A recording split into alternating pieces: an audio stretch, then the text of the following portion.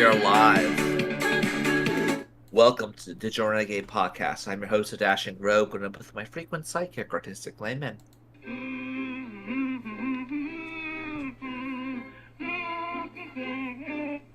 There's something screwy around here.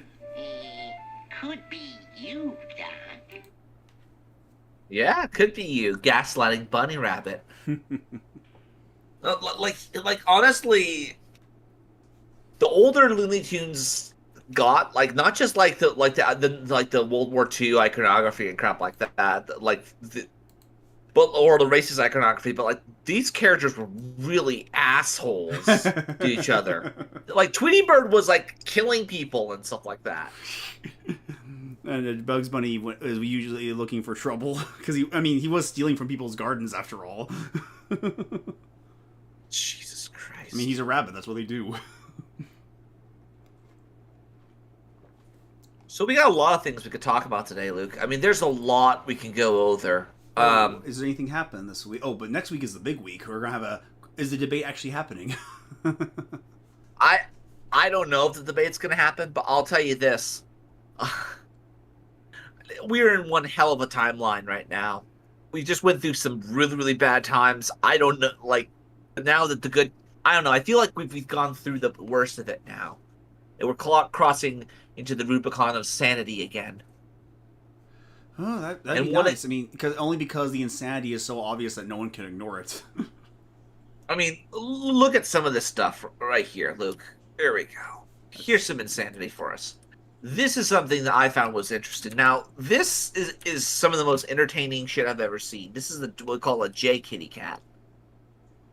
It's a J cat. Don't trust J cats. This is a J cat. And just watch. What is that?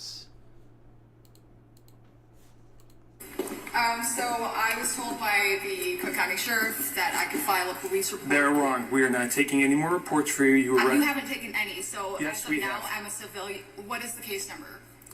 Miss, what are you trying to report? I am trying to report that I have T-Mobile phone records. You don't. Okay, is this like some alternate reality where I have an email that you can't see? He claims that I sent text. We're done. We're not reopening this case. We are not There investigating is this. no case because I haven't filed one yet. I'm not taking your report. Okay, I'm going to stand here so you let me file a case because as a civilian, I have the right to do so. If you want to stay in our lobby, you can. But if you're disruptive, you will be arrested. Okay, let's put me under arrest. I'm not arresting you now. Now you're under arrest. Oh boy! There we go, J cat. No, little kitties get. No, she shouldn't have done that. No, it's just construed as, oh, you hit a police officer. Yep, and you're hitting a cop is a big crime. Cops get special powers and stuff. So what is she writing? You don't fuck with Columbia's Knights. But what is she filing a police report for anyway? Well, I'll tell you. Well, let's just keep watching, and we'll get an idea of what you think might be going on, and why the cop told her no, we're not going to file a police report. Just watch.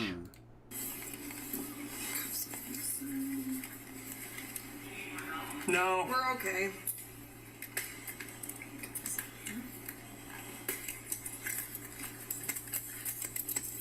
Okay. Don't stop.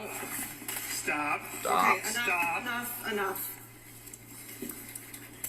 Channel 2, can I get more help for the front desk, please, in the lobby area? You're under arrest for battery, police officer. Okay, Stop. I can't.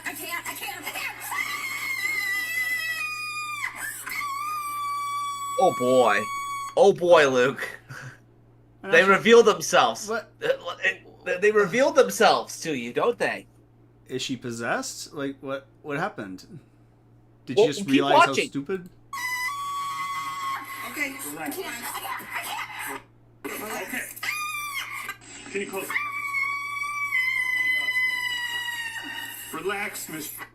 You're not letting me. Just Relax. and then we'll get it all taken care Relax. of. Okay? Relax, chill, China doll, chill. You want to do it in the front? Yeah, if that'll make her calmer, we'll I can handcuff you. Okay, you don't have to arrest me. You are under arrest. You battered me. You are under arrest. No, I shoved you because you weren't giving me the rights to file a police We're report. also going to call the paramedics to have you checked out. Stop resisting. I would like- will put you in handcuffs behind your back. We're trying to be. We're trying to be polite. And now she's resisting arrest. And yep, and it's all because she decided to fucking throw herself out like a little toss at the fucking cop. But I want to know what was she trying to do though? I'm trying to. You. So what's it going to be? I'll remain quiet. You are getting handcuffed. It's not. I would like to not be handcuffed. You're under arrest. All right, just put it back. Just relax. No, we're going behind that. Just put it down. Put her down. Yeah, you just Put her down. you gotta let go. This is ridiculous. Yeah, this is racism. This is ultimate racism. Oh. There she is. Oh, there we she know is. precisely what it is. So it was nothing. She was. But now I'm curious. Like, what did So- she think she was trying to do? I think she was trying to weaponize the fucking police. I think she was trying to use administrative abuse on somebody who made a mean tweet about her. Let's see. Previous version of this video. Apologize. Headphone users. My dad has issues. Yeah, his daughter. Here's why you don't break into the evidence room. Who came here after what? Oh, so we don't really know what it was. Do they ever say in the video? Well, again, she's claiming to be a racist. Jump up ahead. Here we go. Play it. Where? Play it anywhere. To one of the officers. She continually calls. Oh, here we go. Yeah, if I can. Okay, and then we'll be calm and just talk. That's it. Okay. It's an ongoing thing. Someone filed a false police report against me. I've been harassed by this person. Okay. I have evidence that they committed a crime against me. Okay. No one in here so far has been able to file a police report. That's all I came in here to do today. Okay. So how do they end up holding you under arrest? Okay. Commander Dante likes to play tricks on me. I've left him at least 20 voicemails. Last time one of the last spoke to him, he said, hang on, I have another call. I'll call you right back as soon as you pick up. Oh, so she's possibly a lunatic. She's a fucking lunatic. Yep. J cats, Luke. Oh. J category inmates. Oh dear. Fuck yeah. So let's see. Oh, yeah, I think the details are right here. I A think. little history. Miss was arrested for violation of protection in March of 21. Oh, okay.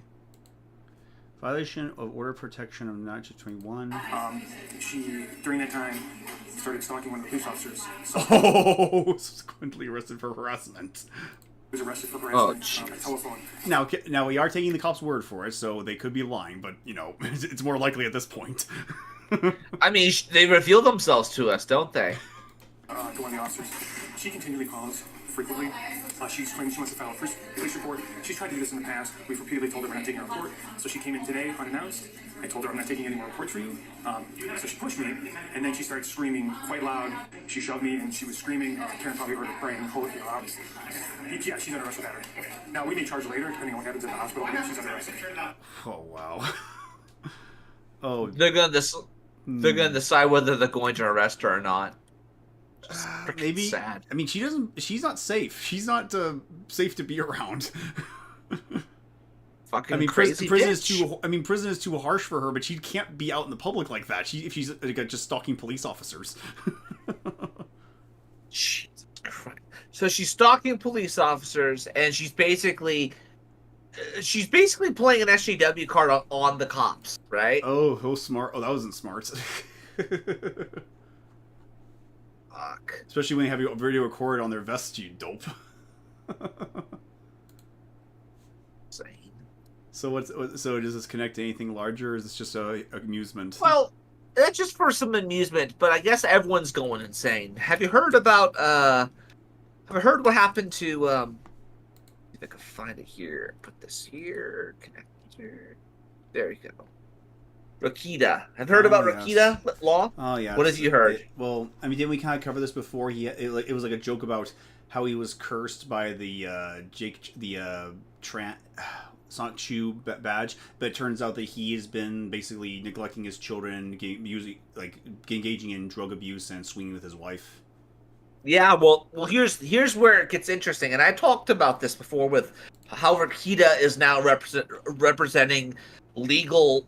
Well, I wouldn't say legalism, but he represents a change in the culture war of people who are starting to say, "Oh, you can't say that to me. I'm going to slander you, or I'm going to sue you for slander and all this other stuff."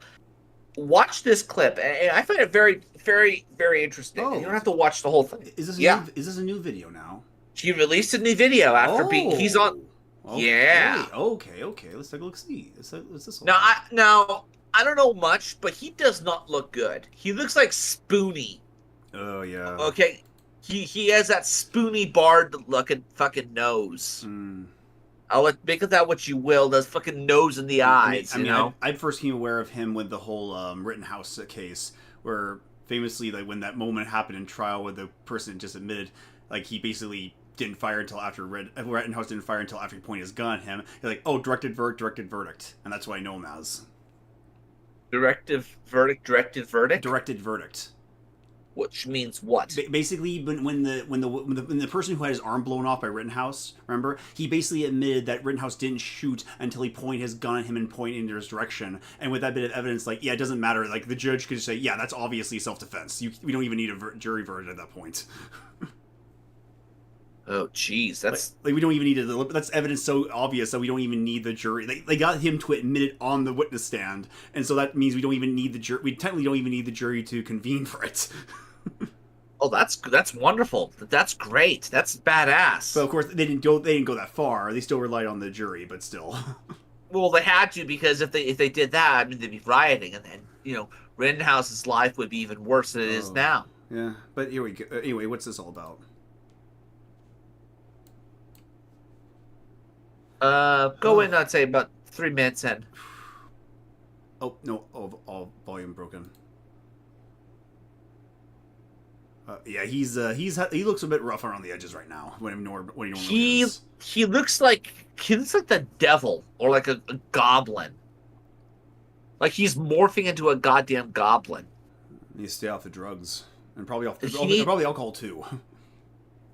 I kind of want to get some alcohol. Dang it! I don't know. Can you hear it? He's I'm typing. just going to send out this tweet for a second. There we go. And There we go. coming. Just hold on as I get everything ready. Oh, he doesn't sound good at all either. He sounds like he's somewhat awake, half asleep, like he's in a drunken stupor. Oh wow! Someone the super chat says, "Happy late Father's Day, Nick. Hope you all had a great one." Oh boy. It was all ready. I was actually ready well in advance. But the great thing about this is everybody wants you to they want you to address everything. And so I'll have to address everything in a very specific way, because I don't know if you guys know, but there are certain charges and allegations against me at the moment, and I have to talk in very specific ways about those things. Typically not Because he is a lawyer, so he knows what he's talking about. Let's see. Yeah. Believe it or not, a lot of really well-meaning friends want me to do that, and these people are lawyers, which is shocking. They want me. I'll say it this way. They say, Nick, you need to do X, Y, and Z because of your YouTube channel and your online image. And my response is, sir, You need to get off the fucking internet. Like, they're not wrong. Anything you can say, like they give you warnings. One of the things you're gonna realize about the cops in America is they're fucking incredibly fair, but it's their framing that often gets fucked up. Like that's how that is literally how I think of this. He's slurring his fucking slurring his voice and shit like that. Oh boy.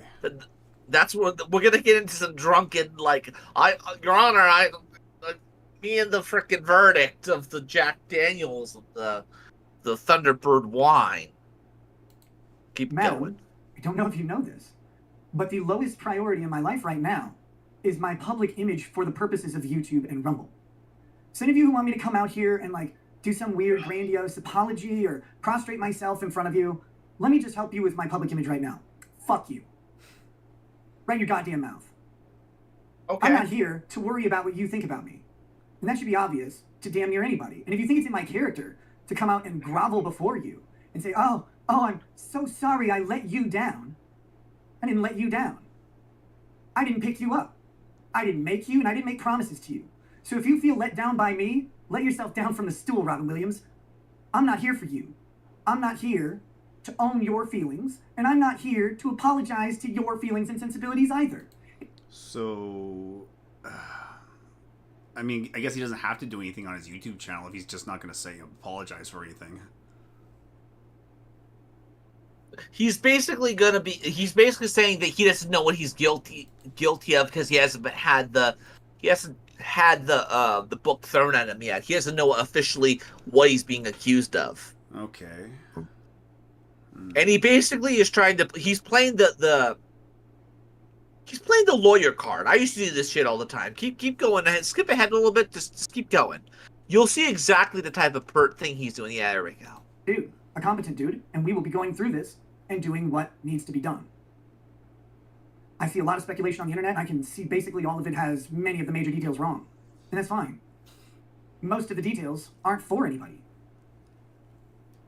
And that covers a whole lot more than the criminal case, just my life. My life story is becoming marvelously interesting, even though it's painful and really fucking annoying a lot of the time. But government will be dealt with as, I guess, time permits, allows. I'm not even sure how to say it. As the time becomes appropriate, government will be dealt with in course. These charges will be dealt with in course. I know what many of you are saying about these types of charges and the allegations against me, and you know what? Say what you will. Watch. You get to watch it live. You get to see what it does with me, to me. You get to see the outcome as it happens. It's pretty fucking rare. Should be a good show for you guys. For me, it'll be one of the most stressful and horrifying times of my entire life. As I've always said, being under indictment by the government is one of the worst positions people can be in. Yep. So my advice to you is just get off the internet. Like, get off the internet. There's nothing good could come from this. Because I guarantee you, that one person that you will encounter on the internet, could be me, could be Luke, it could be just somebody a kid asking, hey, why is the kid to have no clothes? Right? There'll be that one guy who will fucking send him over the edge, and I guarantee you cannot afford it. And the more people who are watching this shit, I don't know what the hell's going to happen. I don't know, because from what I understand, they did test his kid, and the kid did test positive for cocaine, from what I understand. Oh. And, oh, yeah. Yep. Like, small trace amounts of it, right? Because it's close by, daddy's fucking, gin nose, or whatever the fuck it's called. The ones that the alcoholics get, because apparently that's what Medicare, because Medicare is teaching me all about all this, what a rum nose is, or gin nose, where like when you stick your freaking nose into like gin or whatever, and it would dry out the tip of your nose, right? Mm-hmm. I don't have that problem because I actually have like a very, very like nice nose, but he has a very spoony nose, let's say. And I avoid the problem entirely by having drinks that require a straw. Yeah, the banana foo-foo drinks, right? Just soda in general. I don't know why people drink straight from a glass anymore.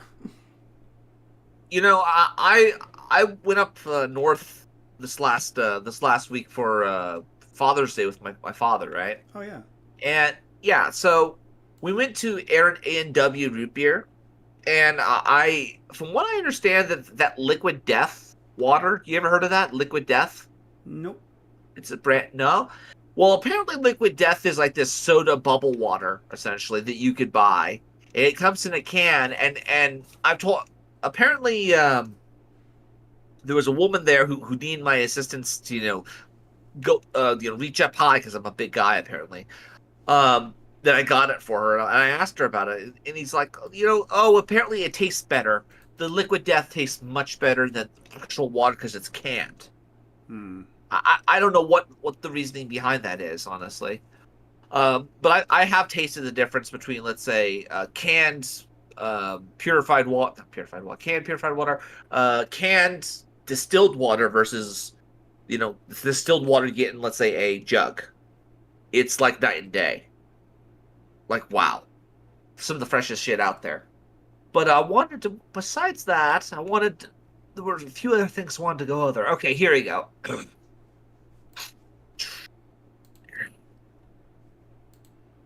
Spirit science. Oh yes. Their newest video. What were they talking about? Oh yeah, the being able to the warp. The warp. Placebo effect. The placebo effect is true or real or whatever. They discovered the warp. You know about the warp, right? Keep playing it. Just play it. Play this. Yep. Watch this video through, you will probably think differently about reality and what you're capable of. But first, let me start with some stories for context. And to help me tell these stories, normally I would just draw everything by hand, but today I'm going to use some AI so that I can produce the video way faster. We just have a lot going on right now. I agree, there's nothing wrong with that. So first, there was a study done in... Unfortunately, what he uses it for is very concerning. You know, a lot of this hatred of AI, like AI art, is because it copies other people's art. You know that, right? Although, to be fair, creativity comes from being inspired by other people, so it's just it's a crude mechanized version of what human brain does. Right. Although there are some images that AI cannot do yet. Like I found this awesome collage of images, but I'll save that for another time. Gotcha. 1996, where an orthopedic surgeon gave 10 surgeries to... Oh yeah, here's the AI right here. You can kind of tell too, the way the eye is, the way the bodies are. Like I don't think anyone would draw a picture like this, honestly. And also this little line here connecting for no reason. With osteoarthritis of the knee. In the study, 2 of the men were given the standard surgery, 3 of them received a surgery called a lavage, a washing out of the arthritic material, and the 5 remaining got a sham surgery. What that means is they were cut into and then sewn back up and nothing more. Keep in mind, these men did not know that they were having a sham surgery. All 10 patients reported greater mobility and less pain. Afterwards, the same doctor did a larger... Which means they self-reported. Yeah, and at the same time, where are these doctors? Where is this stuff taking place? Yeah, good Right? question. Is it in like my first thought, and call me a racist bastard for this, but because it's like some sort of like Korean like Junji Ito art, I'm thinking, is this like in China, where like they literally say, "Oh my holy, he found the light, communism works," and then like they have him on his way, but like yeah. So that's another thing you have to ask yourself, because there's a lot of frauds and charlatans out here. Yeah, did he mention where the studies happened?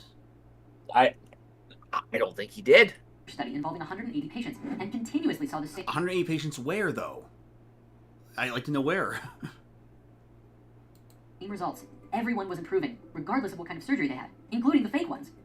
This one study was also very similar to one that took place in the 1950s, where 2 groups of researchers conducted studies comparing the then-standard surgery for angina to a placebo. Angina is a chest pain caused by insufficient blood flow to the heart, and the procedure they used was to tie up damaged arteries, attempting to force the body to increase blood flow to the heart. So these 2 groups of researchers, one in Kansas City and one in Seattle... Okay, at least we have an American in this now. Yeah, so then the question then becomes, are these actual, like, is this replicatable or not? And I'm Like, the thing is, I'm willing to bet that it's all self-reporting. Some of the things you have to know about placebo is that they always have self-reporting, but not actual medical examination. And if you actually examine, okay, which one's actually healthier? You're like, oh, the people who actually had the medical procedure. Well, duh. Yeah, well, they feel healthier as opposed to actually being healthier. Yeah. Right. And the mind can, and unfortunately, the mind can trick itself into doing some amazing things. But that's kind of the problem with the placebo effect, actually being a viable alternative to medicine. Jeez. We gave half of the patients real surgeries, and the other half got sham surgeries. The results were insane. First, of course, 67% of patients who received the actual surgery felt less pain and needed less medication, while 83% of those who had the sham surgery had the same level of improvement. The placebo surgery actually worked better than the real one. But wait, this one is even... But what they do, they actually cut him open and just did nothing? I guess they cut him open, and I guess because they cut him open, it took time to heal, so he felt like he was getting healed, whatnot, Yeah. right? Although I would like a long-term effect on this. more wild. A 1962 study in Japan was done with a group of children who were all extremely allergic to poison ivy. Researchers rubbed one forearm with a poison ivy leaf, but told them the leaf was harmless. Then they rubbed the child's other forearm with a harmless leaf, but told them it was poison ivy. All of the children developed a rash on the arm that had been touched by a harmless leaf, and 11 of the 13 kids did not get any rash where the actual poison ivy had touched them. These 3 stories are just 3 of... But like you said, can this be replicated? Yeah, and even then, can it be replicated? Can it be replicated? Can it not be replicated? I honestly don't trust the poison ivy rash part. I really don't. I don't trust that shit. Read in the opening chapter of Dr. Joe Dispenza's You Are the Placebo. My favorite story of all, though, was the last one from chapter 1, where there was a guy who thought he had been voodooed many years prior and had been chronically sick ever since. So when the doctor found out, he invented a story that the voodoo priest who hexed the guy put lizard eggs in his belly, and one of the lizards was still in there, eating the man from the inside out, causing his sickness. So the doctor then gave the man a drug that induced vomiting, and slipped a lizard into the bucket after he finished... Okay, this is actually pretty clever AI right here. That does look good. The hands look good. Incorporating the story into this image. Although the lizard leg is a little off. It's a lizard. Urgent. Sure enough, the man saw it and was so relieved he suddenly found himself cured. His chronic illness went away, and he. Like this is AI. These scratches like here that look like pen scratches are AI images. This is amazing. I don't been great know. ever since. Now, I'm only mentioning a few of these stories, but there are so many more, for both positive and negative too. There was a story where someone thought they had cancer and believed they were going to die within a certain time frame. And sure enough, they did. But then, only after they died, the doctors realized that their cancer diagnosis was a false positive, and they actually had no cause of death, except the belief itself. You see, beliefs are just that powerful. They direct the course the flow of our thoughts and feelings take through our body of consciousness. Yeah, tell that to the woman who was in The Secret and who thought she was cured of cancer and then she died of cancer. Oh, Jesus Christ. It's like, Which directs- he's discovered the warp, hasn't he? If there is such a thing, I don't know. No, you don't know about the warp, do you? I only know the time warp from horror picture show, but other than that, no. Rock. No. What? This is exactly what he's talking about. Play it, Luke. What is this? Here. This is Aster H reviews about the warp. What is the warp in Warhammer 40k? Oh, that warp. Yeah, the warp. Yeah, not the time warp. The fucking immaterium, the place where all your thoughts and your anime waifu lives. The platonic realm of the pleroma where the demiurge came out of. That's what that is. So the idea is that we can make things happen on Earth. Now, there's a concept in 40k called a demon world. Do you know what a demon world is? I do not. What is it? A demon world is basically a world that's no longer part of real space. That basically the entire world's been conquered by the warp. It is basically they're part of the warp. It is no longer material, it is immaterial.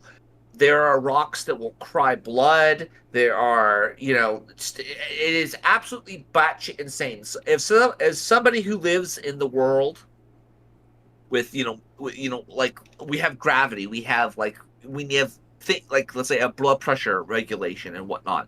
To go into some place like that would warp you and destroy you and cause irreparable harm to you. It's literally chaos. Yes. It's like getting hit with gamma radiation, but the gamma radiation mutates so fast that it becomes like a I don't know, like one of those MC extra paintings or something like that. You get turned to a painting, then you can turn to a dog, and you turn to an ocean, and turn back into a person again. and then you do all this 100 times and repeat it, all while getting gang raped by Slaaneshi demons and shit. Oh. And SJWs.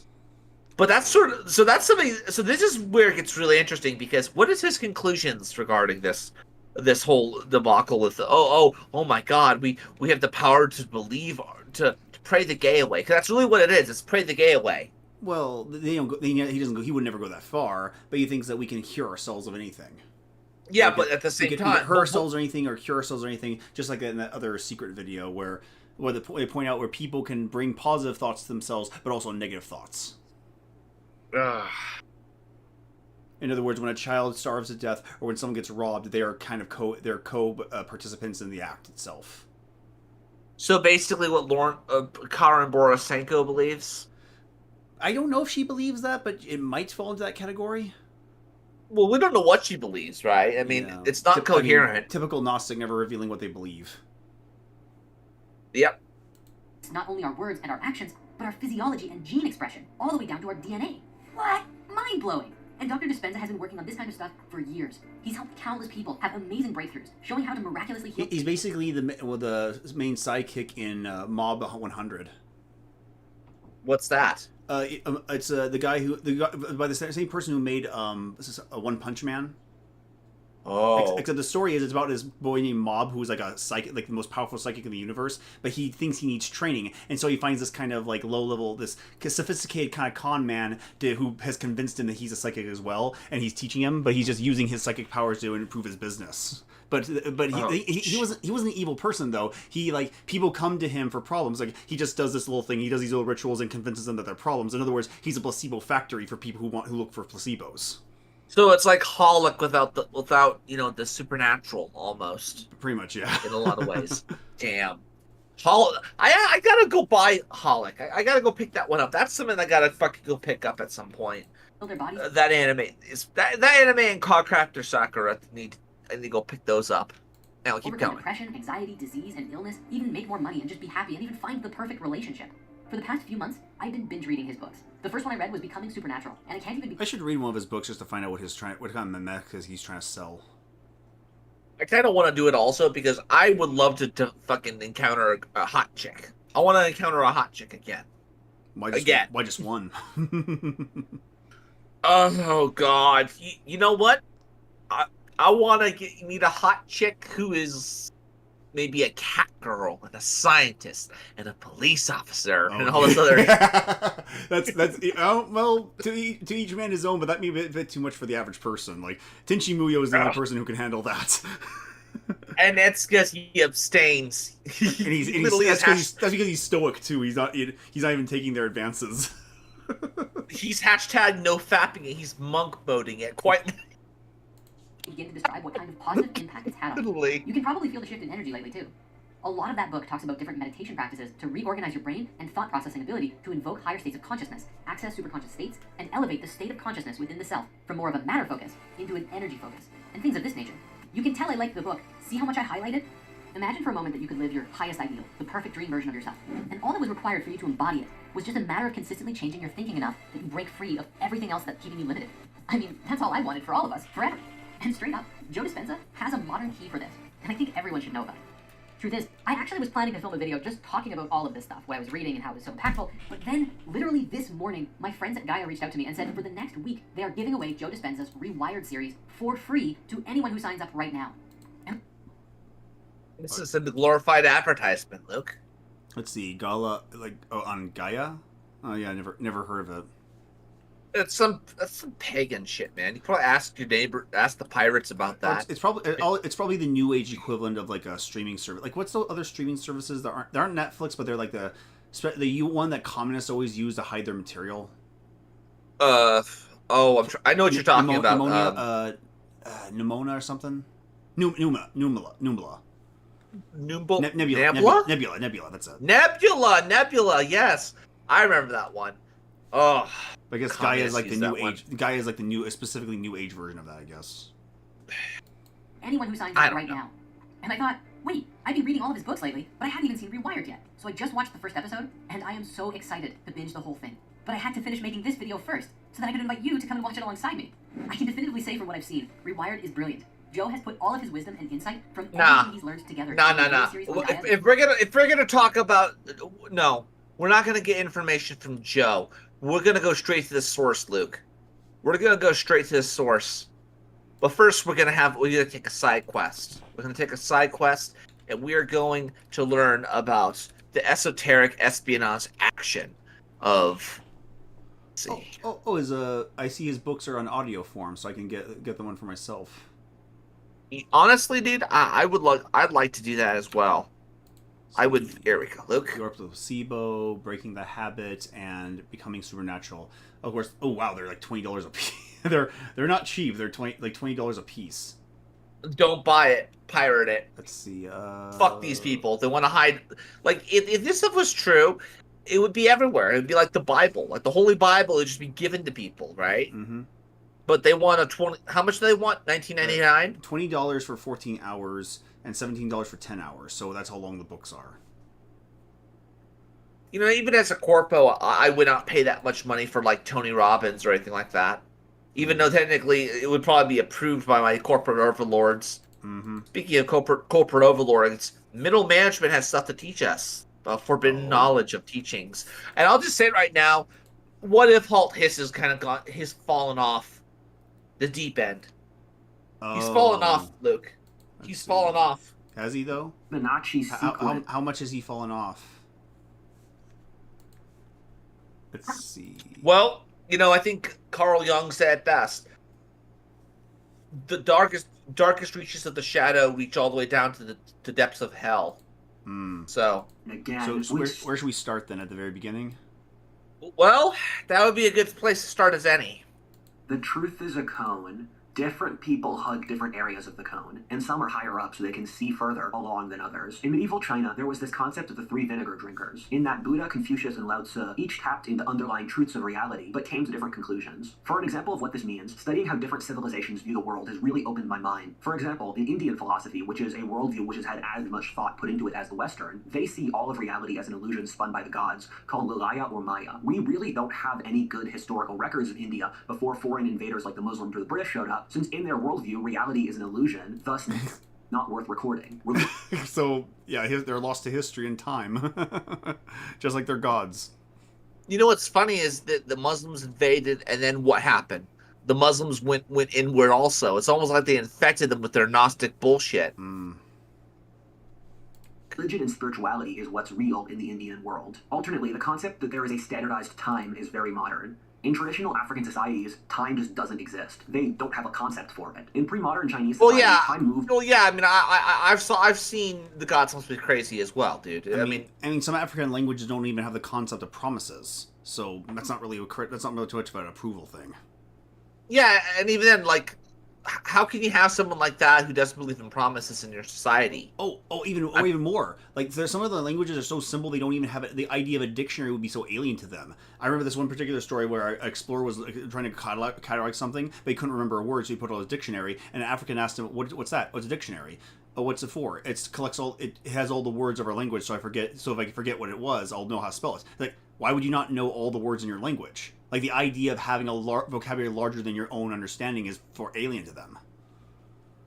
Well, let me just say this: not all Africans, mind you. Not all African, mind you. Just some tribes are. Yeah. I mean, there are people who mistake Coke bottles as fucking gifts from the gods. Oh, that was a good movie. It was a great movie. Anywho, just keep going. At different rates depending on how it impacts the world. Thus, time moved fastest around the emperor, since he was changing the course of history. Medieval Europe had 3 different kinds of time, which were all incompatible with the others. This isn't time, this is latency. This is latency, Luke. Like, the emperor had less lag, so he could actually play the fucking game of life faster than the rest of us. See, so normal time, this is the time as we understand it. God exists outside of time in separate dimension. For example, holidays and time-wise, well, that's not really... I mean, yeah, we understand eternity is different, but historic time, there's a historic time periods in which time is different since events are occurring and will affect the future. What? There are historic time periods in which time is different since events are occurring which will affect the future. But how is that a different time? I don't get it. Just go with Luke. Real. This means there are probably rules to the universe and underlying principles that are going on that we haven't noticed or we don't have words for. We didn't have a word for gravity until the 17th century. The reason I'm explaining all of this here is that something which separates us from our ancestors... I mean, just because we didn't have a word for it doesn't mean it wasn't there. I mean, that's just silly. Yeah, but you have to understand, Luke, in order to battle the nothing, they have to give the childlike empress a new name. Right? Well, so in order to give it a new name, it has to be named outside of Fanchesa. But I am missing the point, though, because one of the things that helps me understand Gnostics and how to understand their position is to understand them and as being sincere. The best way to identify Gnostic heresies is to see them completely from their position of sincerity and not just as a con. And once you do that, you can actually catch them faster. Yep. I mean, you said it. Bravo. Is that we can't even consider all the ways that our worldview is alien to theirs. Things as basic as a concept of what reality is, or what time is, are... I feel that way every time I talk to a Marxist, so yeah, I know how that feels. This means that when we're reading about ancient thinkers like Plato, Lao Tzu, or the alchemists, when they're saying something, we might hear the words, but we don't actually know what it means, at least from their perspective. This is since we're missing their mental context where their worldview makes total sense. It sounds silly to us since we don't know what argument they're actually making. The longer I've lived in my short life, I've come to the conclusion that the reality is more bizarre than any fiction could be. What would you say if I told... There are more things in heaven and earth ratio than are dreamt of in your philosophy. Indeed. I mean, Shakespeare knows that. Anyone who's read Hamlet knows that. I mean, there's nothing new under the sun. But how many people take it seriously, though? Or do you have the time to take it seriously? told you that historians have an irrefutable amount of evidence that the priest classes of the pre-modern world all saw the world vastly differently from how we do. That they kept these teachings in secret so only those who studied history and the world very deeply would know about them. That almost all of the figures in history, or important elite ones from the pre-industrial world, were deeply steeped in this tradition, in that it changed the course of history in ways difficult to even understand. This is what this video is about, the Western esoteric tradition. This is one of the most... This is actually how I feel about Calvinism, except it's not a secret. Oh, Jesus Christ. I know, What I know, I'm going off a tangent, but I'll just play the video, I'm sorry. No. It's not even a tangent. Could you explain a little bit about that? Well, like, what are you referring to? Well, Calvinism, as in the logical implications of, like, the teachings of Calvin and predestination, like, these are the logical implications of a God who exists outside of time and controls reality. Except, to me, people don't like the idea of God being in control. I see, as Lewis points out, some people have this idea that God sees the past, and the future, and the present is the present, like we do, but God doesn't see it that way. Or I know this is kind of extra biblical, but C.S. Lewis says God sees everything in the now. Everything is now to him, and so the idea of him knowing the future, or aiming the future, is not alien to him at all. But people don't like that idea. People like the idea that time happens when it happens to us. They like the idea of time being personal to them. Yes. Now, one of the things that you just said that was very interesting was the fact that you were talking specifically about not just time. What was it? Predestination. Predestination. If you buy into the concept of predestination, and you buy into the concepts of the Calvinist angle that the things are the way they are for a certain reason for certain people. The eugenicists and the freaking not even the eugenicists, what have you, people who believed in the predestination, right? They're the ones who were saying, yeah, we should definitely give more money to people who are the worthy rich, the people who got there. They belong there. That's why they have to go to university and whatnot. And a lot of this stuff, that's a temptation that leads people into Gnosticism, because that knowledge is only reserved for God. You can only guess. You're not allowed to know that. You're not one of the elect. You're not one of No. You're not. Even the elect don't get to know that. Only God gets to know that. Yep. But it's a story that you keep telling yourself over and over until you forget it's a lie. And what do you get when you abandon the lie? Chaos. Gaping pit with swallow us all. That? Chaos is a pit ladder, dude. Well, no. Anyway, I guess we'll talk about that in detail. Right now, we're exploring what if alt history is talking about. Most important rabbit holes in my life personally, and it's changed how I see the world on a profound level. I'm excited to share it with you guys. I hope it will be as meaningful to you as it was to me. Let's get started. I can't but wonder if this B-roll. This has to be B-roll footage because it's too cool looking to be AI. Goldfinger. It's like a fucking ball. Overwhelmingly detailed and complex, and we're in for a bumpy ride. When you're injured, you deserve compensation.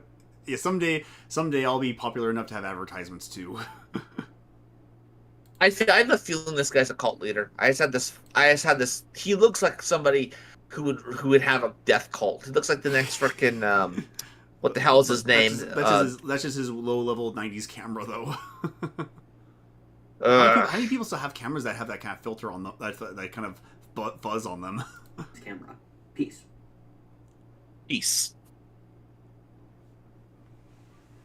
Part 1. Consciousness. The things I'm about to say in this video will confuse a lot of you. It will come across as completely ridiculous to many of you. That being said, those are completely normal reactions. What I'll tell you is just watch until the end of this video. I don't expect to change all of your minds, but the great thing about bringing opposing ideas together is that even if you disagree with them, you come away from them with a better comprehension of why you do believe the things that you do. So worst comes to worst, if you think all of these ideas are ridiculous, that's fine, but at least you will understand your own position better. Our modern civilization is the most philosophically materialist ever. What that means is not what most people think it does. What is our civilization? With greed. What is our civilization? Secular and scientism and modernism, or what's the word? Yeah, but modernity. Yeah, but that's not, like, he says our civilization. He's talking about the United States. He's talking about the West. Is he talking about, like, what they're gonna do is they're gonna demonize the fellow and fetishize the foreign. I guarantee you, every fucking time. Well, he does live in America, right? Is he American? Yeah, he is American. He's American, yeah. All right, so I understand. So he is arguing from the center of the universe kind of perspective. Yeah, exactly. Which we unfortunately all do.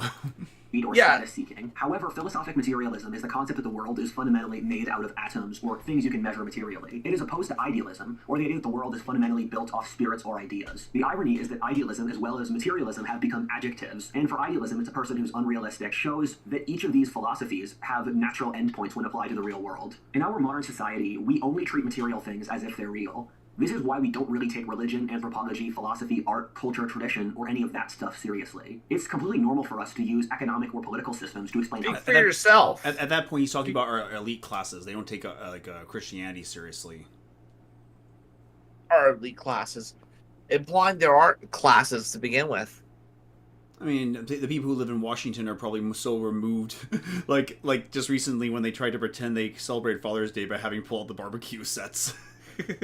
Well, here's the thing about that. We're just for all the talk about Washington being removed from us, we're also removed from Washington.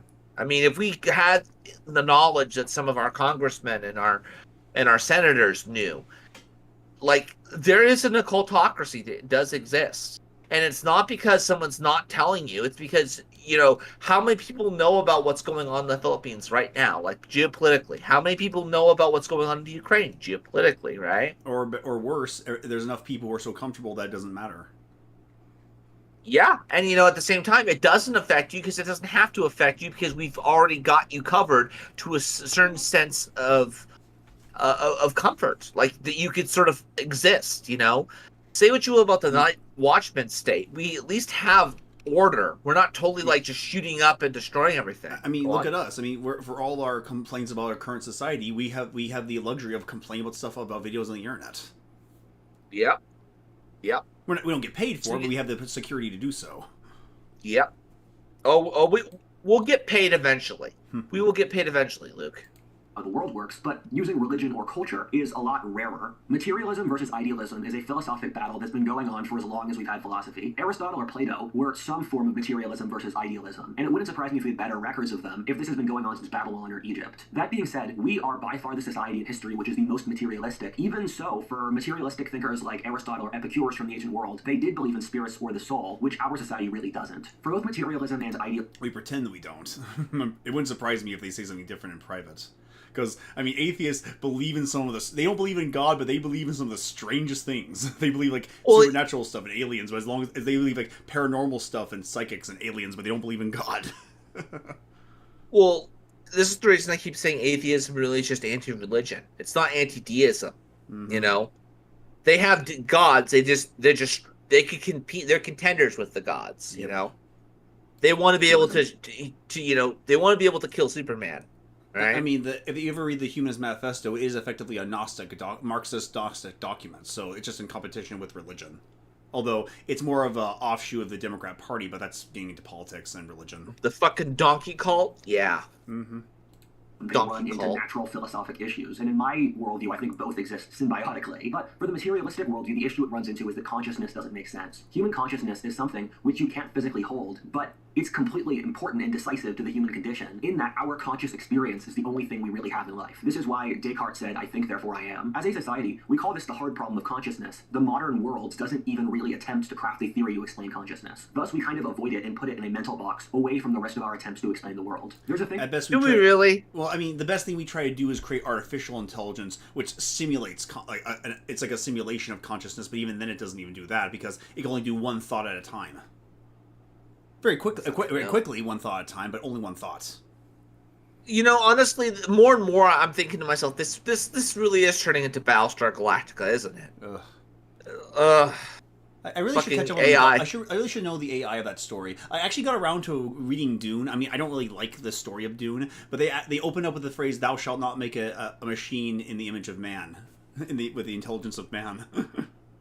Yeah. That's like, that's different. But it's just, I mean, the real future will never be as cool as we imagine it to be. It's going to be something dumb and boring. It's just, because the great conflict will be us fighting off the socialists. That's all it ever is. Yep. And we'll have our AI waifus with us. I want the real one. Same here. I want the real one, but at the same time, I'll take whatever I can get.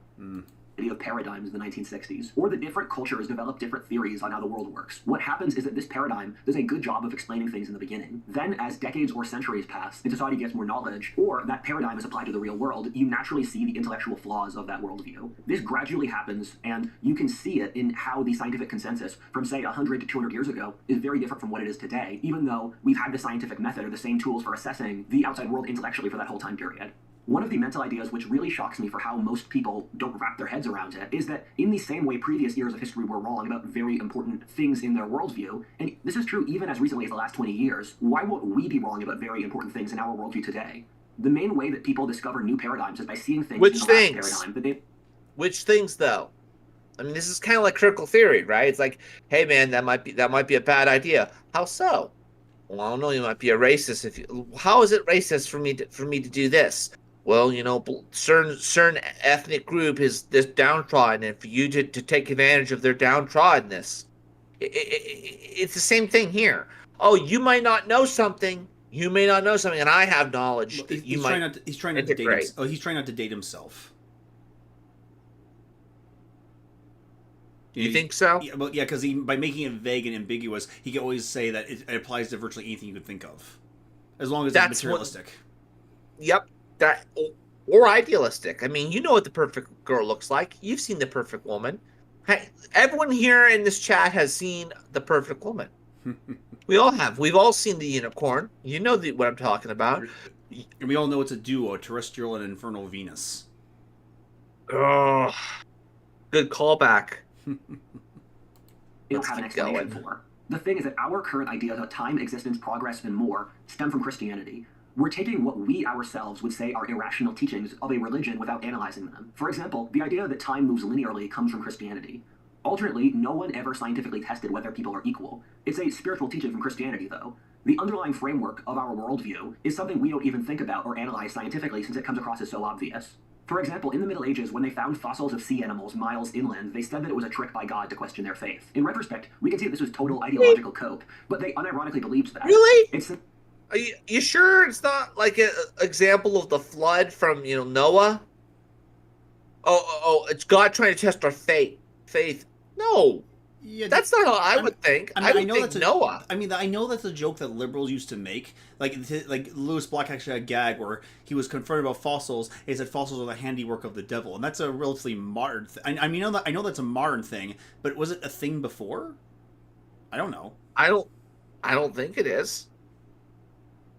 Similar to how people will unwittingly go through incredible mental contortion. I mean, for all the demonization of the flat Earth society, that's a relatively recent idea. I mean, people didn't have a problem with the Earth being round. I mean, the Indians had a problem with the world being round. Let's not get ourselves. Oh, figuratively or literally? They literally believe in Discworld, dude. They literally believe that yeah, the turtle with the world's on the back of the turtle. Oh, right. I'll keep playing it. I'll show you what I mean. To protect their current ideological view, even in ridiculous situations, and they normally don't even realize that they're doing it. My job here isn't to make you believe in the esoteric tradition. It's to get you to the point where you can mentally empathize with why the most brilliant minds of centuries ago would believe in this sort of thing. The easiest way to do so is to show the weak points in our own worldview to hazard some humility. We can tell that materialism is not the whole world, given the post-World War II West is the wealthiest, safest, most hygienic, freest, fairest society in history, and its inhabitants are miserable. Look at the art or culture from our current society. Its inhabitants are miserable. Have you ever considered just because we're connected to everybody that everyone gets to hear the bad shit more often? Yeah. From all over the place? It just filters out. I mean, I tried... Back in the day, that stuff we just kept in your... not to sound too much of a metaphor, but you would just keep it in the closets. You would not take it out. But no, everyone has to know everything now. And everyone has to announce everything now. Yep. I announced... I only know about Brittany Venti breaking up with her boyfriend, supposedly. Actually, they did. Because it was put out there, right? So I never even met the chick. What's worse, because we could keep it to ourselves, but no, we have to. That's the mindset. We have to share everything now. It's not no one keeps secrets anymore. Well, yeah, I mean, it all went downhill on the sexual evolution, right? Once you become intimate with somebody on that level, talking about how the world turtle is actually a real thing, and yeah, this is an example of it, Luke. Here you go. What was that one? Herbert Marcuse, he popularized the idea of in myth, Eros, and Civilization, where sexual desire, the satisfaction of sexual happiness enables you to have other happiness. Like he actually argued that sexual fulfillment leads you to other forms of fulfillment. Like that's what we're living in today. They actually think that sex is the first happiness. You know, I'm sure it has a happy ending, but what I was going to say here is that I would say it's the baser instincts that have to be filled first. Like one of my favorite freaking animes that I really do want to buy it when it comes out. Like when they finish the first run of the manga, Chainsaw Man. I love that anime. They I like it because it's the perfect example of what how should we say it, a teenage guy is going through. Like the character is complex enough that like he kind of goes through the phase of like, I just want to fuck a chick, right? Well, at first it was just I want to get some boobs. And then which is funny because he grasps power for the first time, right? And it's no, like see that's the whole point, because I said power and like you knew who power was, but the idea of grasping power. I get it now. I get it. And you know who? Spoiler. You know who the control devil is, right? Oh, so he's fighting against. So the young male is fighting against control as well. Yeah, it's very interesting. And even control took away power, huh? Oh, it's funny. Yes. Yeah. So it's like allegorical shit, but like a lot of the stuff that character went through, a lot of guys will go through, and I do recommend it. You know, but anyhow, keep going. Let's get back to this whole fucking. The West is literally committing suicide as a society in every single way it would. We openly say we hate ourselves. Likewise, celebrities materially have... the elite tell us to hate ourselves. We shouldn't listen to them anymore. Yeah, well, some people online regurgitate this lie, and then people parrot it.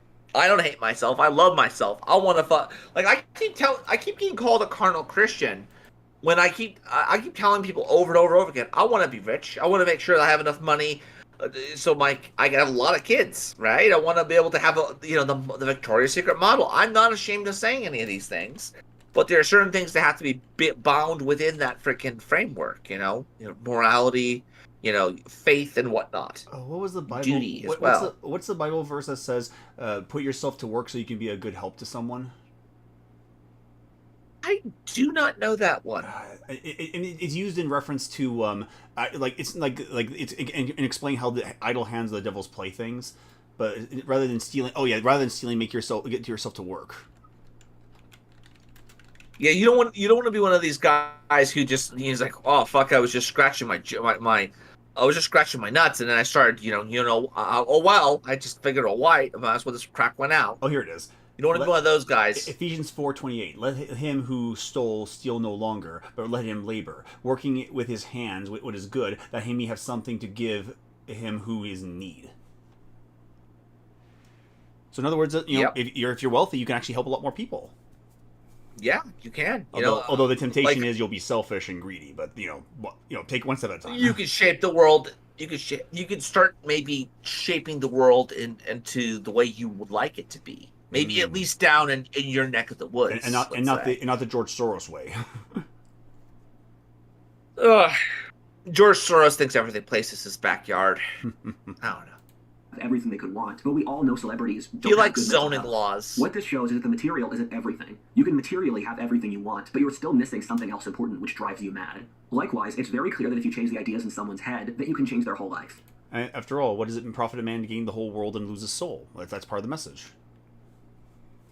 I mean, I think it was Common Filth who said that we got to see the actual Book of Ecclesiastes play out with Hugh Hefner, right?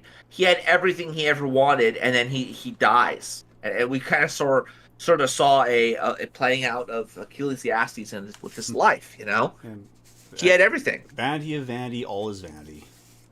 Indeed, nothing is new under the sun. What is it? The breath of the dog is the same as the breath of man. As dies one, so dies the other.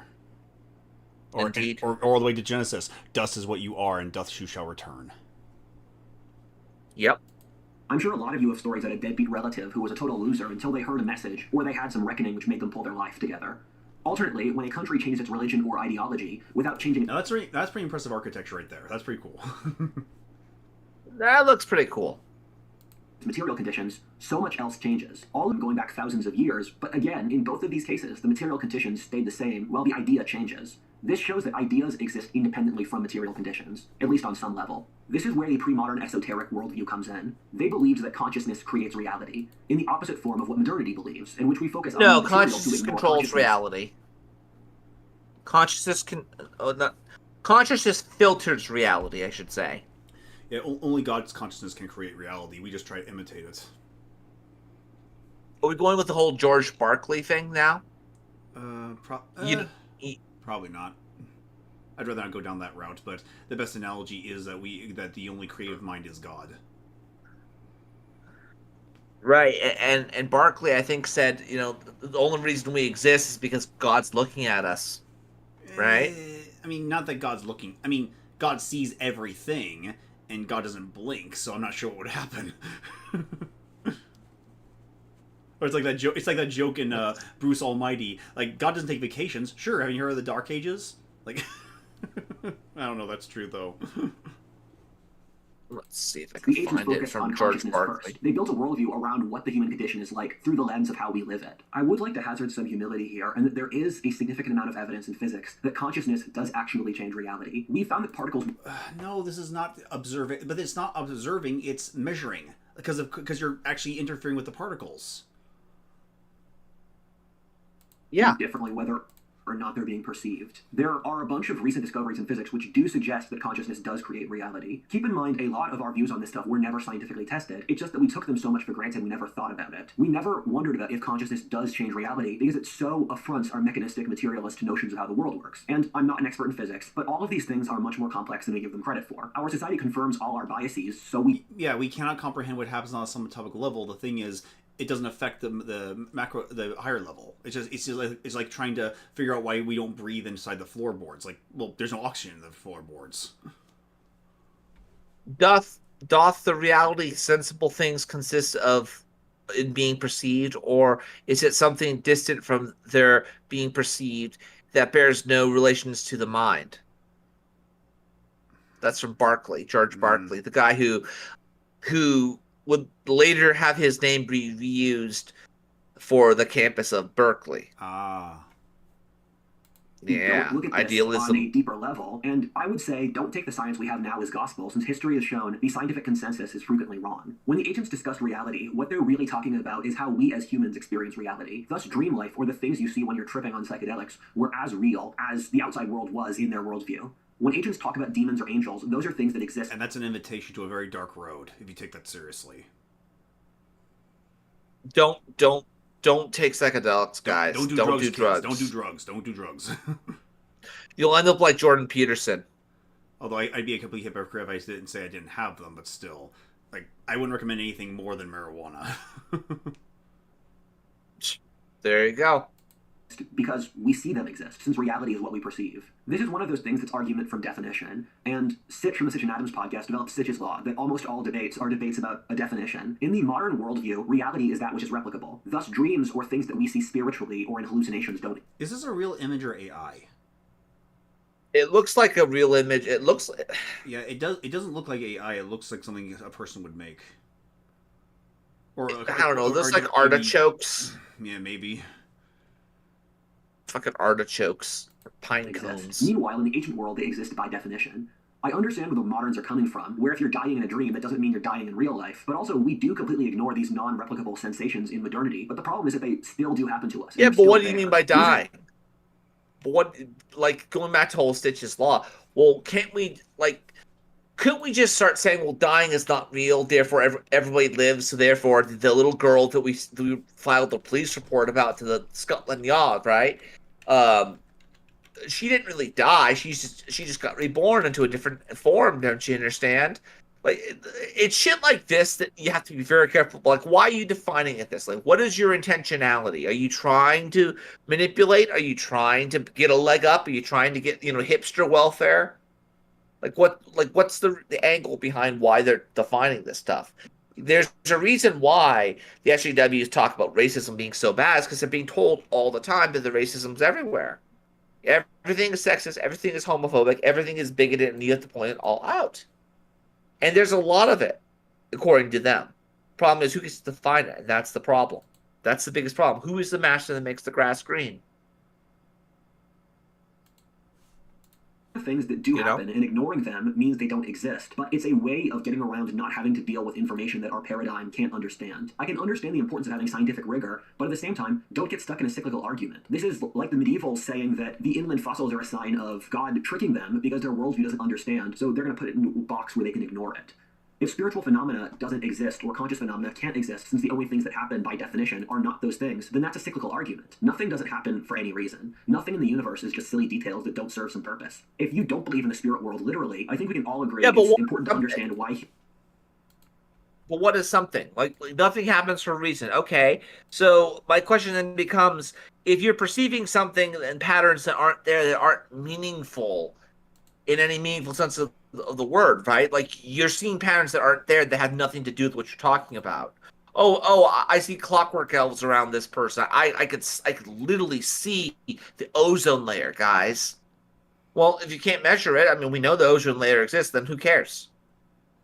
You know?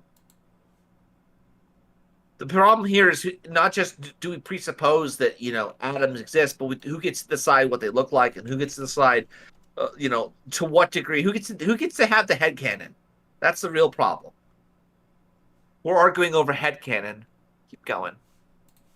Humans would naturally see these illusions, even if that's all that they are. You can't just shove an entire aspect of the human condition under the rug, since your theory can't explain it, but that's what our society, and all societies to differing degrees, do on this topic, or whatever topic that society doesn't want to deal with. Now that we're at the point where we're willing to treat non-replicable phenomena of consciousness as real things, we've reached the point where the esoteric worldview starts to make sense. Even if we can agree that this stuff isn't real in the way that we define that word in our society, isn't it still interesting to see what's down there? Rather than being random or silly, we found the nature of consciousness is actually quite ordered. People have been delving deeply into their own consciousnesses for thousands of years, and they develop systems to deal with them. The codification of what they found, in many cases... Yeah, kind of like how schizophrenics try to make order of their touched minds. Yeah, they have to, look at fucking... I know it's a joke here, but look at fucking Christian, right? That man has categorized every single part of his town. He has given, a headcanon and names of everything. But and you can kind of get an idea of where his worldview is, but we're not in his, timeline, so to speak. And the biggest problem here is that are we in someone else's? Are we in our own story? Or are we in God's story? Or are we in someone else's story? All right. Keep going. Became religion. The further you go into the human soul, the crazier things get, but also they get more ordered. One of the most profound things I've read, which I've had to mull over for a long time, is something Itzhak Bentov said, that the natural order has a way of recycling all things. There are ways water, atoms, or oxygen is recycled. If consciousness exists, and we know it has to in some form, there has to be a way of naturally recycling it. So why not have an afterlife, reincarnations, or a spirit world? I made a video a few months ago about how the CIA had decades worth of research into the spirit world. They were able to get hundreds of people, and the vast majority of the people they worked with, to visit the spirit world in a replicable manner. Their assessment was that the science involved was accurate, and the independent military's assessment was that all the science the CIA did was correct. The Soviets also had their own research into this field at the same time, which came to the same result. Keep in mind, every previous era of history also believed in the spirit world with complete confidence. Even the most educated people until the start of the 20th century, like Isaac Newton, Thomas Edison, Nikola Tesla, Charles Darwin, or Queen Victoria, believed in the spirit world with complete confidence. What this suggests is that there is something here that we don't know about. Even if it's not materially real in the way we expect, shouldn't we at least check it out to see what's going on? Let's start going down the rabbit hole. Hi, everybody. Please. No, we should not start checking it out, because that way there be dragons. Quite literally in this regard. There be dragons. What are dragons? Well, we just know they'd be there.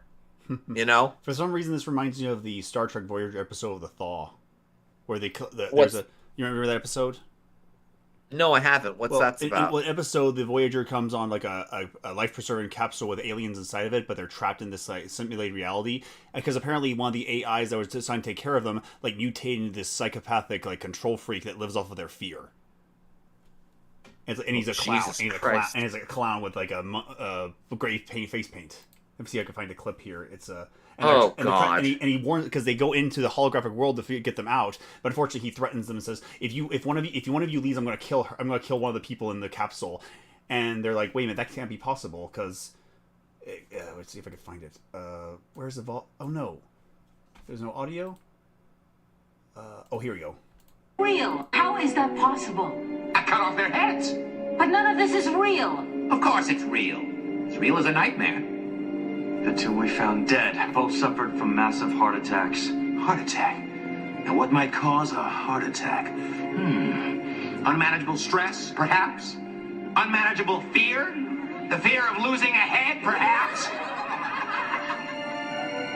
I have a... You Perhaps. You scared them to death. Yep, they weren't allowed to leave, huh? Nope. That's fucked. Fortunately, they tricked the machine into thinking that he was getting a new victim, but it was just an artificial mind, and then eventually it collapsed in on itself. Oh, he did it to himself, and he basically drew on more and more RAM. They basically did the War Games ending where they made tic-tac-toe against himself. Yeah, because he's the embodiment of fear, and fear exists to be conquered. And his last words were, "I'm scared," and they go, "I know." Oh wow! Let's see if I can find that clip here. Don't easily succumb to fear. What will become of us? Of me? Like all fear, you eventually vanish. I'm afraid. Yep. I I have not seen enough Star Trek, honestly. Well, Voyager is considered the least of the series, so it's a fun little adventure show though. It's not the most trickiest of the shows, but yeah. Right. But anyway, I just got cornered. I got distracted. Humor me for a shameless plug, but you guys should check out my second channel called History 102, where we spend 1 hour explaining different historic time periods. I do the podcast with Eric Torenberg, and we've gone through the fall of Rome, the World Wars, the Middle Ages, and our goal is to cover all of history. Peace. Part 2, the secret societies. Secret societies have had a significant impact on the history of the world. That sounds like a conspiracy theory, but this is something that we have very significant records with, and that all historians would agree with. The Masons being vital forces for the French or American revolutions are easy examples of this. Even the revolutionary or Marxist movements started out as secret societies to escape persecution by the government. You can look at how... Yep. Gee, I wonder why they're did. persecuting you. Probably because you guys were crazy and you wanted to destroy everything and start over. Especially when one of your followers had a habit of writing poetry to Satan. Oh yeah. Leftists We're going to get to that operating soon, Luke. Academia or other institutions, but as they gained power, using it to push Marxist aims, which they had the whole time.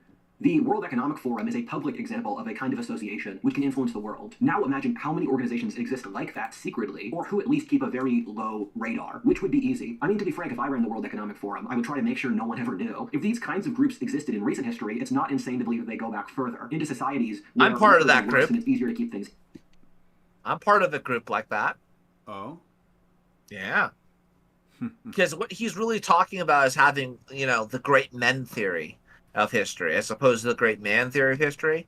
It's the idea that there's one adventuring party, a group of people, whether it be the founding fathers, or whether it be Napoleon and his troops, or whether it be, the Rothschilds, let's say. There are people out there who have enough influence that they could basically influence parts of history to enough so that it could cause echoes within reality, within history. So like Napoleon, you have Masashi, for example. He had some impact, let's say, in Japan, but not all over the world, except by people who know the name. There are people like that who have affected history. And now the internet exists, we could know all their names. Mm-hmm. Definitely. The problem here is that the secret. He's framing it as secret societies, right? Uh-huh. It's not secret societies. It's friend groups who know each other, who have the ability to meet together and be able to influence reality together in meet space, or at least by talking to each other with correspondence, right? Mm-hmm. That's the idea behind it. Of course, I see they're not publicly available. They're secret societies. Well, it's not that they're not publicly available. It's just that it's like the equivalent of me saying there's a network of computers out there conspiring against everybody else on the internet. If I say it like that, it makes sense. And yeah, some of these people are part of the Masonic domain. Some of them are part of the Davos domain. But there are so many different people out there, including ourselves, that operate and function on the same networking principles, and so to speak. So, in a lot of ways, we have more in common with them than they have with us. You know?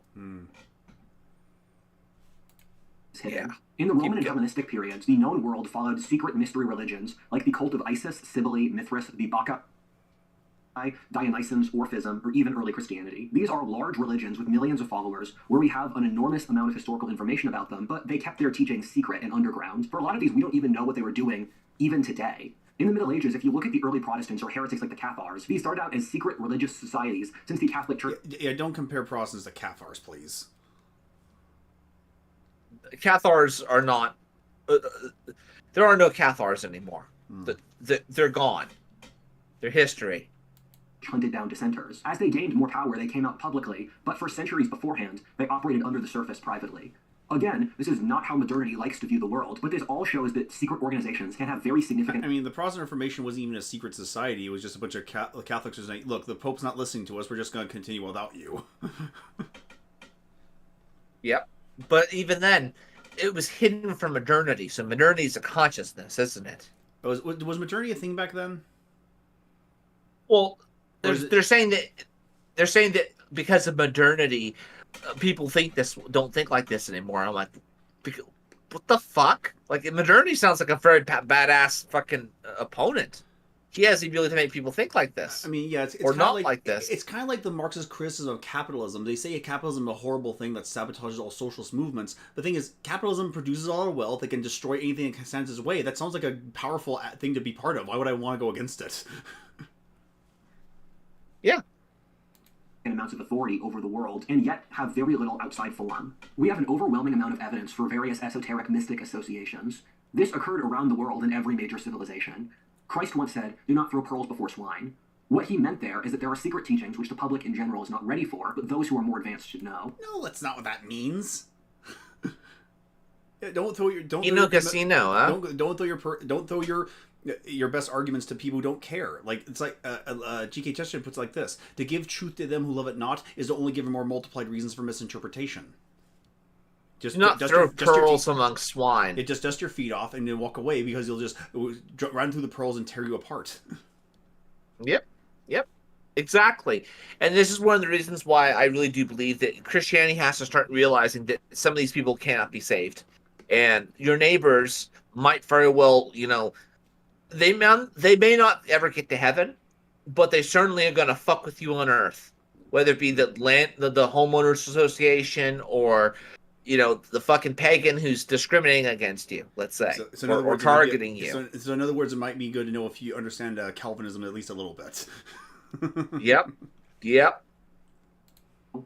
This is a principle seen around the world in which every major religion has an advanced esoteric mystic tradition, which is only shared by those who have reached a level of profound development, who are capable of handling it. This is something I think a lot of people can understand, but applying this principle to adults makes our society feel very uncomfortable due to the notions of equality we follow. Yeah, except cults do that when they know you're not going to blab.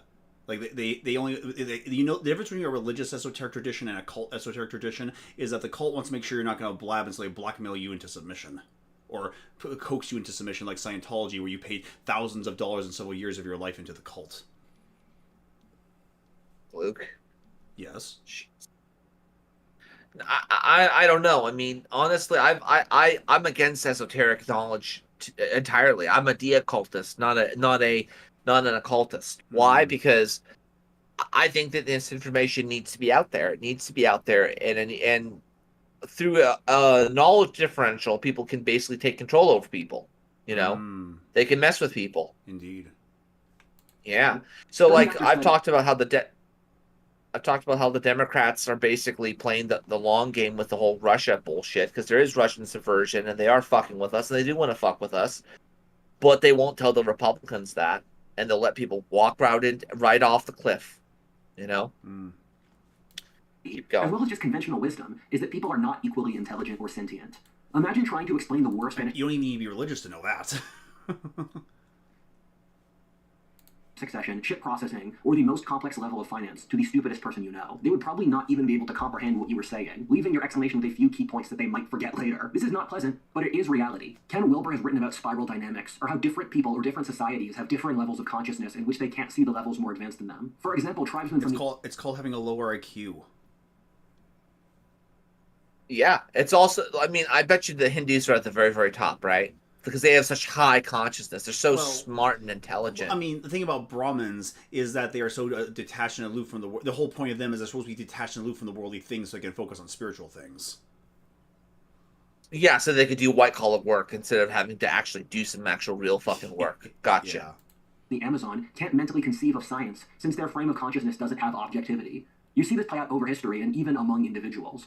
For example, we all know ideologues who take their ideology at complete face value without the ability... Oh, this image is going to live forever. Oh, God. I'm going to see that in freaking... I see it everywhere. We're going to see it in the history books, quite literally. I wonder. That and Pepe. That'd be interesting. To think about it. My friend's Josh... I mean, not to sound too Marxist, but the winners, like the people who write history, decide what's in the history books. So what is actually being written down, I don't know. Well, we're still. Well, I mean, technically, this channel has become sort of a diary of the Great Meme War. You know. Stone, who is a fantasy writer, likes to say that you have a certain level of currency in your writing where you can get your audience to suspend disbelief for you up to a certain range. That being said, this is the point in writing the script where I realize I have to throw that out the window. But we have decades worth of research that psychics exist. Again, you can ignore this point and just watch the rest of the video, but Princeton professor Dean Radin has done a lot of work to show how some things statistically just don't make sense if people aren't psychic, in which the only explanation for lots of stuff is that someone is psychic. Oh, so psychics do exist. That's, well, I said I wasn't going to say it, but I mean, they're saying is divine revelation exists. I mean, I've never met a psychic, so I don't know if it's accurate or what he's talking about. They're just cold reading him. That's all they're doing.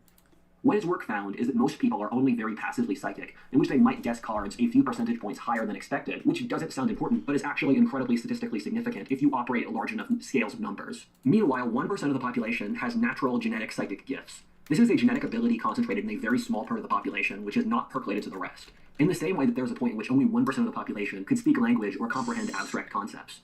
These people can do incredible stuff, like share information remotely, gather knowledge about what would otherwise be impossible, see the future, among many other things. We have hundreds or thousands of public records of this, with people getting information that's otherwise impossible, including from the US and Soviet militaries. The US used this ability to locate military bases which would otherwise be impossible. Oh, this reminds me of? What? Starship Troopers. You might be psychic. Turns out you actually might be. Aces. Don't think about it. Just go on instinct. You know, statistically speaking, you should have accidentally guessed right by now. Try another. So my psychic abilities are 0 and I'm unlucky. Yep. Perfect place for the mobile infantry. Spy on Soviet weaponry. This makes me sound insane, but look it up. The records are there, and it's a skill that even the most advanced people can only do rarely. For example, with the best baseball players, they're only able to bat not that often. And we, for example, have gotten people to read statistically significant numbers in rooms on the other side of the country, but the further you get away from your home base that you're psychically seeing from, the more the world gets distorted. That being said, the chances of this stuff even happening once is literally statistically impossible. Humanity has constantly been evolving new skills over its history, whether the ability to think rationally... X-Men. Fucking X-Men, first class. Fucking have Cerebro. We won't even... I know for a fact we're not even having anything that cool. Fiction is always better than reality. Yep. And reality is always stranger than fiction. Speak, do math, or dance. So why aren't there more mental abilities that we haven't evolved yet? Keep in mind, every single era of history besides ours agreed that these kinds of people existed. They just called them wizards, magicians, or witches. What the esoteric tradition existed to do is to create religion for these psychically gifted people. Once you see religion as developing institutions which can cater to the 99% and these secret associations for the 1%, the entire history of religion starts to make more sense. For example, for people who can't see this stuff, they're given moral frameworks that can make sense for their lives based off rituals and rules, since they themselves can't experience those, or at least only so rarely. Meanwhile, the esoteric is coded and hidden, since only those who are physically capable of attaining it will understand what it's saying. Yeah, that makes perfect sense for cult religions, not so much for Christianity. I know better than you. I'm better than you, Luke. I'm better than you. I know about the wizard behind the curtain, Luke. You don't. Nobody gets to see the Great Oz. Even I've never seen him. Well, how do you know there is one? Because I hear this giant talking fireball talk shit to me. Oh, you're just wasting my time. Ugh. It's a natural filter. We can see this in both Taoism and alchemy. In each case, they use riddles and paradoxes as a way to demonstrate complex philosophical concepts to people. They don't make sense until you've had the experience itself, and then it clicks. For example, alchemy is supposedly about making gold, or Taoism and Orphism about attaining immortality, but the reality is that's not what they're about. Those are all codes for different things. For example, let's look at alchemy. Alchemy, for those who don't know, is a pre-modern philosophic process of trying to turn base metals into gold. This is complex, and here's a text wall, but making gold is Base supposed to be symbolic for metals. Can you pause it? Can you spell that for me? What? Because he's talking about base metals. Metal is like it's not just like a hunk of iron or like a metal, a substance, or what have you. No, metal is a mental concept, right? Like, I'll test your metal. I'll test your metal, Luke. I'll test your fortitude. I mean, they are referring, but when they say base metals, they mean like the bomb of lead. Are you sure, or are they talking about base consciousness? It could be both. Could be an allegory or some shit. Yeah. Because people hear alchemy and think, oh, I'll get super rich. Like, no, that's not the point. The whole point of the goal is to achieve transcendence. The goal is supposed to be a metaphor for the absolute divine. Well, one can make the argument that once you reach the divine, you will be rich. It's like, no, Neo. Once you realize you're the one, you won't need to dodge bullets. Oh yeah, it is. Let's see. The alchemists actually believe that by obtaining the spiritual state, you can break everything into gold. Yep. attaining a state of spiritual perfection. Alchemy uses a bunch of complex systems and symbols in order to convey points. For example, water is symbolic for the nature of the soul. Splitting water apart means breaking apart the subcomponents of consciousness. The thing is that if you have these genetic abilities, you can supposedly feel what these psychological states are, and so water or gold have completely different meanings once you have attained the psychological states that they're symbolic for. And X-Men never explored that topic. They just explored prejudice. No. You paused it right at the fucking... Really? Yeah, the Lobster Man. The Lobster Man. The fucking... The call of... He's answering the call of Cthulhu to raise his father, don't you know? From the depths of hell, of the underworld. The ironic thing is that Jordan Peterson has based a tremendous amount of his philosophy upon this tradition. The terms he uses and the underlying philosophy he has are all based off Hermeticism. For example, talking about the dragon of chaos, going into the belly of the whale, and saving your father are all concepts which stem from Hermeticism. Jung was obsessed with Hermeticism, and Peterson got his ideas from Jung. Peterson's idea that you need to face chaos, incorporating it into yourself healthfully, is an alchemical idea. The thing is that the world, from the perspective of the... Which is why we always have to hold Peterson at arm's length. Peterson is not one of ours. You know, I was right to side with Tay Spaghetti on that particular topic. Fucking man is legitimately. I mean, he's only a cultural Christian, but he just can't, because if he's only treating Christianity as a cultural phenomenon, you're not going to get the point. That's why it reminds me of that interview we had when he actually contemplated the idea of Jesus actually being real. It broke him down to tears because that kind of reality just doesn't process for him, because Jesus can only be an archetype. Because if Jesus is anything more than that, then that's just too horrifying to consider. Yeah, and you'd actually have to make peace with God. What was that? Go on. These esoteric traditions is very similar across cultures. Everything I just said was believed across the major Eurasian civilizations, whether India, Europe, Babylon, Islam, or China. All believed that a small genetic group have these abilities to see the spirit world and commune with God directly. But I do like this. There's one line from Jordan Peterson's always great, though. If I could just play it at the right time here.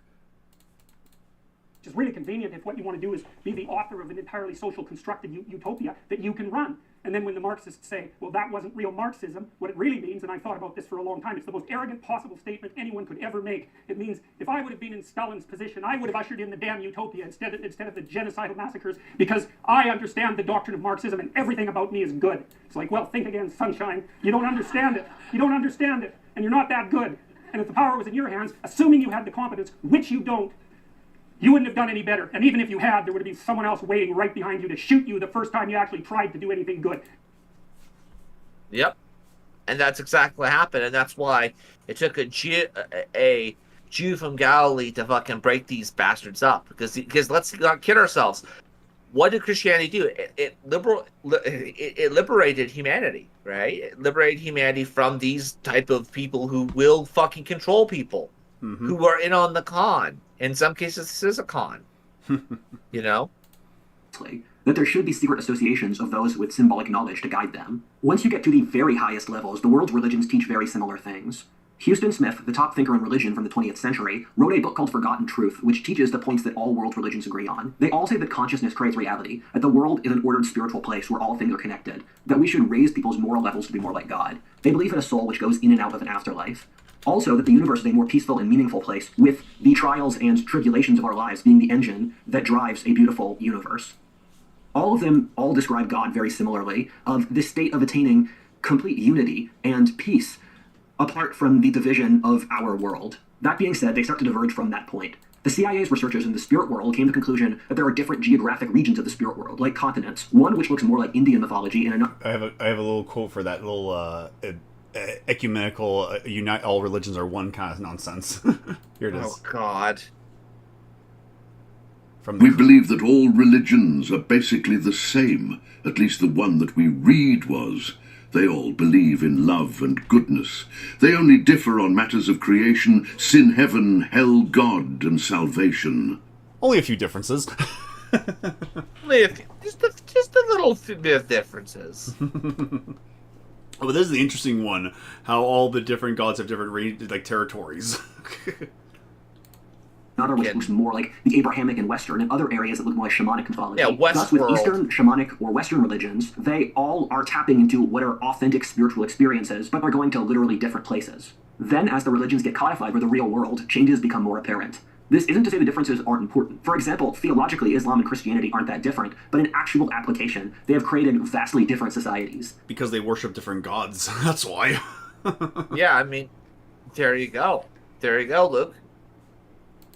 That being said, the world religions fight over what they disagree on and don't notice what they agree on. I agree. They disagree on God. I completely agree. Do women have rights? Islam, is it okay to lie to your wife? Islam would say it's okay to lie to your wife. Or your 4 wives, at least. Oh, yeah. Yeah. That being said, often world religions don't teach the things their followers think they do. The Christianity that a lot of people in the West have, especially the non-religious, is a series of mental tropes and images that don't often relate to the actual religion. Nowhere in the Bible does it say that God is an old guy with a big beard. The fathers of the old Catholic Church all agree that the crazy stories of the Old Testament, like Noah taking all the animals in the world on a single boat, are symbolic. This is what Hinduism or Buddhism teach as well. Symbolic of what? No, there was an ark. There was arcs, I should say. You know, it wasn't just one; it was multiple. Oh, and even then, yeah. I mean, all human civilization. I mean, virtually all human, as far as I know, all human civilizations report some sort of massive flood. So yeah, they do. Even if it's just a myth. Yep. Once Protestantism showed up, they started having to take the Bible literally, rather than as the authors intended, with statements often being symbolic for deeper spiritual points, which the initiated would understand and contemplate, but not the common. Examples, please? I'd like to know that. I read the Bible a lot. Show examples. Chalk is cheap. Show examples. Person. With the esoteric movements, and we'll be focusing on the Western esoteric tradition here, is that there are multiple paths you can take. We spoke beforehand about the... All paths lead to God? No, they don't. Only one path leads to God, not all of them. Well, he's gonna talk about left-hand path. You watch this shit. Oh, Spiritual right. leftist. Oh, yeah, here we go. History schools. Yeah, the magical path. Beyond that, there is left and right-handed magic. Left-handed magic... It's like... here we go. Oh! The Sith and the Jedi. is that which comes from trying to become like God. Right-handed magic is that when you submit yourself before God and letting him channel himself through you. Left-handed magic is black magic, which as you practice it gradually rips you apart, while right-hand magic is white magic, which is the opposite and has positive effects. If you want... So in other words, the difference between cult and religion. Well, it's the difference between, Robespierre and those who are loyal to the state, to the monarch, right? Look at pop culture. Sauron, Voldemort, or Darth Vader are all black magicians who lost their souls through doing this, while Gandalf or Jesus are white magicians. The ancient religion Gnosticism is an example of left-hand magic, in that the founding principle of Gnosticism is that man is a god who must realize his own divinity. The Catholic Church was seen in the Middle Ages as a bastion of white magic, protecting Christendom from evil and chaos. Hermeticism, or alchemy, can be used either for good or bad. That being said, this is not in contradiction with Christianity. Can it, though? Can it be used for good? It could be used for good the same way that Carl Jung could be used to make anime. I should read like an alchemist book to see if they actually say anything good about that. Because I or at least take their word for it, try to figure out what they're talking about. Because there are books about modern day alchemists. Yeah. At all. The church practiced this sort of stuff in secret. Lots of famous Christians were involved in this sort of thing, whether Isaac Newton, Roger Bacon, St. Augustine, and so many other figures who we view in a completely different light. Well, Augustine rejected that and fought against it for the rest of his life, right? Yeah, he did. So that's a fucking bad example. Yeah. Because you can't, like, when you ask them, like, straight up, like, what do you believe? They can never give him a straight answer. And that's why he converted. Because you realize it was all gobbledygook and words, Gnostic word salad. Yeah. They can only define by what they don't believe, not what they do believe, and that can be a problem for some people. I believe whatever doesn't kill you simply makes you stranger. Frankly, it's harder to find thinkers in the pre-industrial world who didn't dabble in the esoteric than those who did. Even people like William Shakespeare or the American founding fathers use loads of phrases and words that have symbolic meanings in these esoteric traditions. These secret teachings Well, they also knew Egypt, Latin. Yeah, and Greek. That's true too. We don't know anything. We barely know English. or Babylon. Hermeticism was based off the conflation of the Greek god Hermes with the Egyptian god Thoth, both of which were gods of wisdom. There they are, the Hermetic gods. It's always the bird, isn't it, Luke? It's always a fucking bird. Or feathers on his legs. Fucking rustle those fuckers. In the Norse tradition, their equivalent is Odin. Both Egypt and Babylon had very advanced religious philosophy. These traditions mixed with Orphism in the classical world. Orphism is a secret religion that dominated ancient Greece. The ancient Greeks saw thinkers who we see as philosophers, like Socrates, Plato, or Pythagoras, as prophets of the Orphic religion, which we interpreted in a very different light. An interesting segue here is that we've proven that these Orphics were consuming psychedelics at their secret religious retreats, which they weren't allowed to talk about publicly. Super smart people getting high. Fucking stoner central planners? Like or Sherlock Holmes who always had didn't Sherlock Holmes need to take like a heroin? He took cocaine. Oh, I yeah. understand. Jesus, shoot that shit right into his vein like Jimmy the Dope Fiend. In this book, this theory is pushed even further, where there's significant evidence that the Eucharist in the ancient and medieval church was a psychedelic. Come on, even I can't believe that. Even I can't believe that's true. Oh, come on. I'm a Protestant, even I can't believe that's true. No, that's bullshit, and they don't fucking know it. Yeah, Jesus, everybody who was at the Last Supper tripped balls, and Jesus actually, dodged. Skipped town. Unless there was a cult that replaced the bread with weed. I don't. You are a tenderfoot when it comes to weed. That's not how it works. They'd have to make the weed butter, and I don't think they knew how to do that. Or maybe although shrooms. someone did. Shrooms then. Shrooms. Yeah, shrooms. Combination of evidence, records of how they made the Eucharist and people taking it, it sounds a lot like it was a psychedelic. These beliefs... Yeah, I had to read I'm going to have to read the notes on that one. Evolved into Hermeticism, Gnosticism, alchemy, and the early Christian church. This sort of mysticism became incredibly popular during the Islamic Golden Age, with the great thinkers of that age like Ibn Sina being obsessed with it. Through a combination of the Catholic Church and from Islam, it became popular in the West through the medieval and early modern periods. Alchemy was an art which evolved from Hermeticism, which was popular in both Islam and the pre-industrial West. We know that people can change their neurological structures more than we give them credit for. If you look at the brains of Indian holy men, due to years of spiritual practices, they literally have come to work differently from normal people. This is how they can do the incredible physical feats like walking over burning coals, standing on top of a pillar for years, or living in dark caves for years on end. The goal of these esoteric groups, and religion in general, is to change the neurological wiring of our brains. Is to fucking keep scientists employed. That's why they exist. Yeah. Look at all the cool shit I could do. I fucking was living in a cave for 24 years. Now I can walk on water. Isn't that cool? Would you like to write a paper about that? It's academic fodder. Into something better. Hermeticism and alchemy are supposedly based off the Emerald Tablet, which was the teachings of Hermes. It's public access now, and supposedly inside it is an encoded message on how to turn any substance into gold through the Philosopher's Stone. Much of Hermeticism and alchemy involves reading ancient texts to try to understand them on a symbolic basis. Which leads me to a major point where I do want to hazard caution, in that these ancient teachings can often devolve into intellectual masturbation over things that are basically silly. That is very true. Well, who says it already hasn't? Yes, that's, that's very true. You presuppose that they had stuff to say, so there must be some. At some point, they're talking shit, right? And this is why James Lindsay always says that faith and reason need each other to keep each other in check. Yep. Obsessive and masturbatory and autistic, while reading ancient texts where it's unclear if the author is even correct or operating in good faith. And I have a lot of friends who are involved in this sort of thing, and I frequently tell them, guys, please calm down. Don't take everything you see here as complete gospel. And also, what I would say is that it's a natural tendency of historians to go native and fall in love with whatever time period they study. And my favorite era of history is the Middle Ages, so I've tried to be careful to avoid that, although I think it has happened to a certain degree. What I would say is that this worldview has flaws implicit in it in a way that's comparable to our modern worldview. You don't say.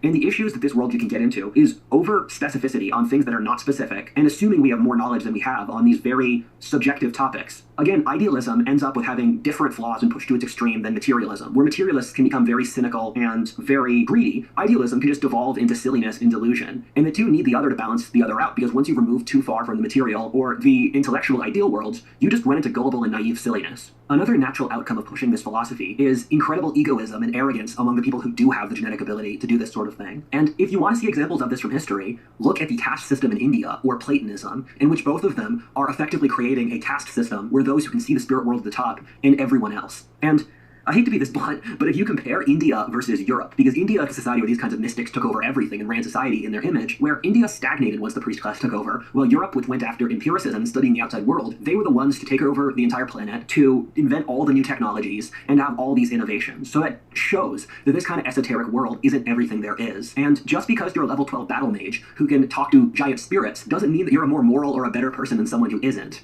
I think touch grass and get a job.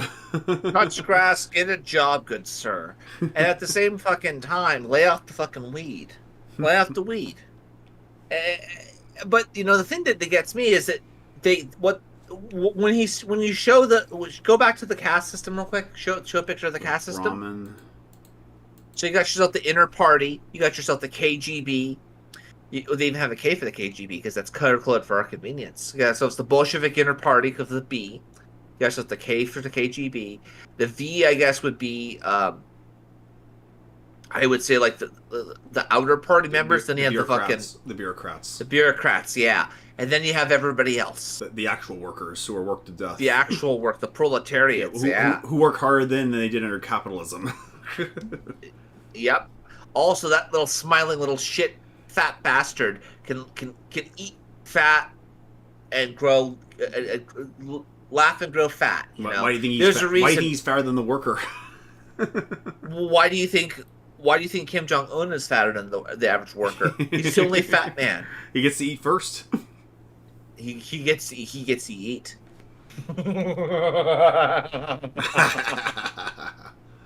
Anywho. That did the best job of dealing with this dichotomy is the Catholic Church, in which the pre-industrial Catholic Church had organizations for mysticism, like the Jesuits or St. Teresa of Avila, and at the same time, you could socially promote yourself in their structure by just being a moral person and following their moral compass. And Catholicism was able to combine elements for people with disability and normal people. Part 3, The Occult Worldview. One of my favorite books ever is The Secret History of the World by Mark Booth. It's a history of the world from the perspective of these esoteric pre-modern organizations. They had constructed their entire theory of world history from the discoveries they made in the spirit world. It's remarkable to think there's this entire vision of the world, which had a tremendous amount of effort that was put into it for millennia, that normal people just know nothing about. If you read their narrative of prehistory, it's stuff like, then Saturn killed the mother goddess. Angels came down and bred with women, creating the ability to think consciously. The sun god is at war with the forces of chaos. Hermes went down to Egypt and gave them wisdom. It's so complicated that I can't even barely explain it. This book is free on Audible. I'll add that to my collection. I will definitely add that to my collection as well. It sounds like freaking. It sounds like Marvel or like superhero shit, like the type of crap that the hell's his name, Grant Morrison would be into. Yes, they would definitely make a story like this. Yeah, he would, because birds of a feather, Luke. Mm-hmm. Yeah. here, but read the book if you want to know more. At the same time, though, they've built their entire mythology, which is a rationally consistent worldview. To be completely transparent, when I first read this, I thought, this is bullshit. I still have that feeling somewhat, but I did make a mental transformation which resulted in this making more sense. If I'm being totally honest as well, if you see a new religion that you're unfamiliar with, your first gut reaction is this is stupid, and the ancients would have thought that if they heard about modern science. We can see eye-to-eye bag on something. Oh, and thanks for performing cellular mitosis and shitting out an even less talented version of yourself. We're all loving the shit out of Grant Morrison's incoherent, self-important uber tripe. You know, the truly meaningful Socratic theses with titles like Dinosaurs versus Aliens, which frankly sounds more like a fight between Alan Moore and his gardener than the title of a fucking graphic novel. Fucking racist. But I have to put that one quote in here too, though. The Alan Moore method. What comprises the Alan Moore comic writing method, you sheepishly inquire? Well, the Alan Moore method, my friends, is when you swallow a North Korean super tanker of blotter acid and then pretend the one-note caricatures you inevitably pinch out in the inebriated aftermath is a neo-surrealistic portrait of contemporary mores. No, asshole, it isn't. It's fucking C-Guy that goddamn eats. Write a fucking comic instead of frantically scrambling to perpetually remain no less than 5 feet ahead of the cool curve. Fuck you very much. Without the old the thing, world order though, has to die. is that this isn't supposed to be what objectively happened, but rather what it felt like what happened. Also, keep in mind, these are explicitly symbolic, which the people involved said. For example, there was a cognitive breakthrough around 70,000 years. And that is one of the benefits of having the starting off in the materialistic perspective, because you're trying to work backwards to think, oh, that's what they were trying to say by that.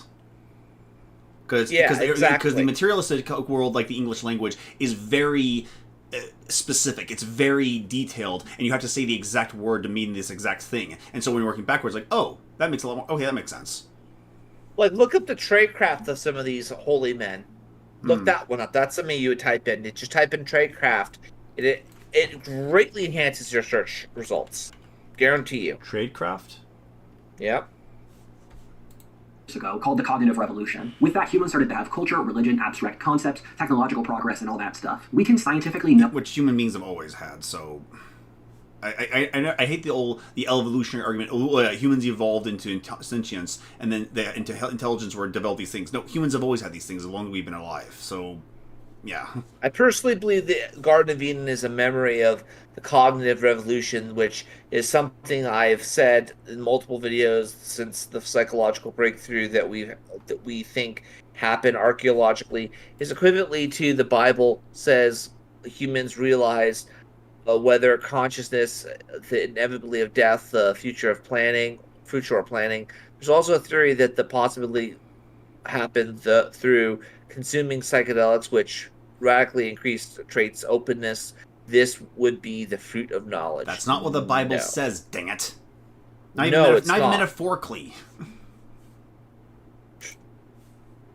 Now that something neurologically probably happened, but for the humans who experienced that, it must have felt like they left the Garden of Eden. Suddenly they were exposed to all these scary ideas like death, God, or moral standards. Likewise, it's possible that there were other events in our prehistory that were processed like this. For example, in the esoteric tradition, they say the breakthrough towards being alive and moving was the vegetal state being conquered by the animal state. This video is by nature very cursory, where there's an entire worldview built off these concepts with a tremendous amount of effort, thought into thinking about them. And I don't even pretend to be an expert in this topic. And if you want to know more, read more. My bibliography is in the description. I'm also not here to talk about the Eastern esoteric tradition. That being said, the Indian esoteric has interesting lessons that you see in the Western tradition. One of my favorite books ever is The Eye of Shiva by Amaury de Riencourt. It's about how ancient Hinduism has many similar concepts to modern physics, including reality being contingent upon how we process it, consciousness changing reality, space and time being able to rip apart, string theory, quantum physics, alternate dimensions, the universe being billions of years old, reality being a bubble, and more. This is something the discoverers of modern what physics this is what happens when you allow the fucking Indians into fucking academia. They project their bullshit onto everybody else, and they try to fit all their bullshit into their fucking worldview, which will be name only. It'll be such a loose fucking term, such a loose consciousness, such a loose canon, if you will, of definitions and terminology that it could be applied to anything and everything. And therefore it applies to nothing. Yep. Aware of, and that's why Oppenheimer quotes the Bhagavad Gita when the first nuclear bomb was detonated. It reminds me of there used to be a YouTuber called Miles Power. He had a lot of interesting like scientific channel debunking like other things and myths, and one of them was like the condemnation of like special like GMOs, and the woman and the person doing it was someone named Veranda Shiva, and she has like she's a stereotypical Indian looking woman, and she says, "Oh, we must rely on more primitive ways of farming," like, and yeah, we'll just starve to death. Yeah, because that's what as long as they get to have what they want, they'll shit up society. They will literally turn your street into a designated shitting place. Let's see if I can find a clip of her. Oh, don't show us a clip of people shitting. Well, oh no, just her talking is. Unfortunately, I guess he got into some sort of like legal trouble, and so he had to take all his. He doesn't have any more videos on YouTube. Oh boy. Let's see if I can find him somewheres. Agrochemicals to help the farming sector. This is the dark side of organic farming. The former army officer and now former Sri Lankan president, and apologies I'm going to absolutely butcher this name, Gotabaya Rajapaksa, I actually looked that one up and I still pronounced it wrong, apologies, was elected in 2019 largely for how ruthless he was. For example, as Secretary of Defense in 2009, he brutally ended a long civil war, and actually a pseudo-environmentalist group, founded by conspiracy theorist and persistent mythmonger Vandana Shiva. Vandana is an Indian environmental activist and food sovereignty advocate who waggles her finger at Western economic models and institutions. She is known for her firebrand activism against, well, modern agriculture. We co-create with our beautiful bullocks. We don't really need fossil fuel on our farms. Which has fetched her many awards from well-fed industrial nations, but also tons of criticism from those who suffered as a direct result of her actions. She and her organisation actively campaign to deny developing world farmers modern technology from the West that can help them, as it has with Western farmers, increase yields whilst reducing the amount of pesticide they use. To do this, she perpetuates myths about farmer suicide rates in India, fans the flames of anti-GMO hysteria, and downplays the impact the Green Revolution had, all whilst fetishizing archaic food production in the developing world, believing that villagers in rural India should remain as they are, as showpieces to be observed by the welfare. Why don't you get off and get a fucking job, whore? But I'm teaching the spiritual truths. That's what she's doing. No, get to. Oh, that's wonderful. You know you crave the mines. Get to the mines, you fucking whore. What Amory believes that since all things are connected, that by becoming more self-aware, we are capable of sensing our place in the universe. Imagine a cell in your hand being able to know intuitively the broader purpose it serves inside your hand, or its place in your body. Carl Jung writes about this further, giving an example of how artists were drawing things which looked exactly like what certain cells looked like under the microscope years before that was discovered by science. Thus, when these types of mystics are using their abilities, this is how they're gaining knowledge. That being said, this often creates knowledge bias towards the worldview of... By cold reading? You fucking serious? Or being high, I think. Yeah, you fucking with stoners. That's how we build our worldview. We fuck with stoners. Yeah. Prager, you had that video about a girl who was a liberal and became conservative. Like, I've hung out with these stoners, and these are the kind of people these people become like positions of power in politics and law, and these are the kind of people you don't want in these positions. They're junkies, dude. Mm-hmm. What was that joke about this? What Adam Carolla said? They're actors. I mean, they play judges and lawyers and cops on the edge, but really, they're just a bunch of guys who smoked a lot of weed in high school and look good in their underpants.